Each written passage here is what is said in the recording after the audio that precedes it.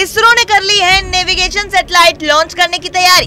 भारत अपने geosynchronous satellite launch vehicle GSLV rocket का इस्तेमाल करते हुए 29 मई की सुबह अपना पहला और सेकेंड जनरेशन का नेविगेशन सैटेलाइट अंतरिक्ष में भेजने के लिए तैयार है। इसकी जानकारी भारतीय अंतरिक्ष अनुसंधान संगठन इसरो ने सोमवार को दी है।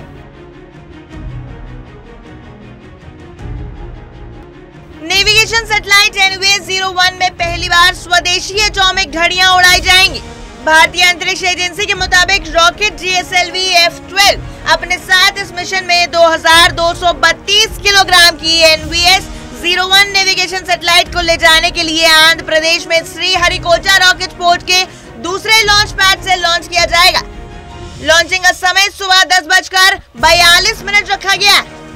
बता दें, रॉकेट सैटेलाइट को जियोसिंक्रोन ट्रांसफर ऑर्बिट GTO में पहुंचाएगा, जहां से इसे ऑनबोर्ड मोटर्स को फायर करके आगे ले जाया जाएगा।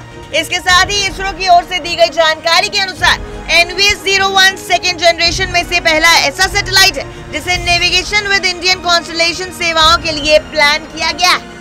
बता दें, सैटेलाइट NVS के सीरीज एडवांस फीचर के साथ NAVIC को बनाए रखेगी और इसे बढ़ाने के लिए मददगार साबित होगी।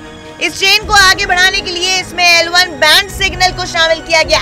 भारतीय अंतरिक्ष एजेंसी ने पहले लॉन्च किए गए सभी नो नेविगेशन सैटेलाइट पर इंपोर्टेड एटॉमिक घड़ियों का इस्तेमाल किया था और उस वक्त हर एक सैटेलाइट में 3 परमाणु घड़ियां शामिल की गई थी।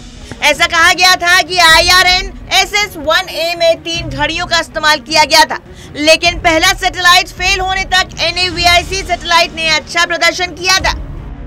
IANS को दी गई जानकारी में इसरो ने बताया था कि कुछ परमाणु घड़ियां ठीक से काम नहीं कर रही थी। इन घड़ियों का इस्तेमाल सटीक समय और स्थान के लिए किया जाता है, लेकिन इसी में वो अब फेल हो रही। चलिए अब आपको बताते हैं कि ये परमाणु घड़ियां आखिर होती क्या है। परमाणु घड़ी समय के मामले में बहुत ज्यादा सटीक होती है और परमाणुओं में इलेक्ट्रॉन की गति को मापती है, जिन्हें पूर्ण शून्य यानी कि एब्सोल्यूट जीरो तक ठंडा कर दिया जाता है। इसलिए परमाणु घड़ी को पृथ्वी के रोटेशन में सेकंड की संख्या के अकॉर्डिंग रखने के लिए 1972 के बाद से हर 18 महीने में लीप सेकंड जोड़े गए। हालांकि परमाणु घड़ी से कभी भी 1 सेकंड घटाया नहीं गया। इस सिस्टम में ऐसा करने का कभी टेस्ट भी नहीं किया गया। इस टेस्ट को करने के लिए पिछले साल उस वक्त सोचा गया था जब पृथ्वी के रोटेशन की स्पीड तेज होने लगी थी, लेकिन ये बाद में फिर से धीमी हो गई थी। आपकी जानकारी के लिए बता दें कि साल 2021 में औसत दिन 2020 से 0.39 मिलीसेकंड कम थे। परमाणु घड़ी ठीक उसी फ्रीक्वेंसी पर काम करती है जैसे पेंडुलम वाली घड़ियां चलती है। जिस तरह पेंडुलम तापमान और प्रेशर के आधार पर काम करता है, उसी तरह परमाणु घड़ियां भी परमाणु कणों के कंपन के आधार पर काम करती हैं। इस घड़ी के अंदर सीज़ेनियम मेटल के परमाणु ठीक वैसे ही विद्युत द्वारा कंपन करते हैं जैसे कि दीवार घड़ी में पेंडुलम में कंपन करते हैं। आपको कैसी लगी हमारी ये खबर, हमें कमेंट सेक्शन में जरूर बताएं। ऐसी और खबरों के लिए देखते रहें News 18 हिंदी ओरिजिनल्स।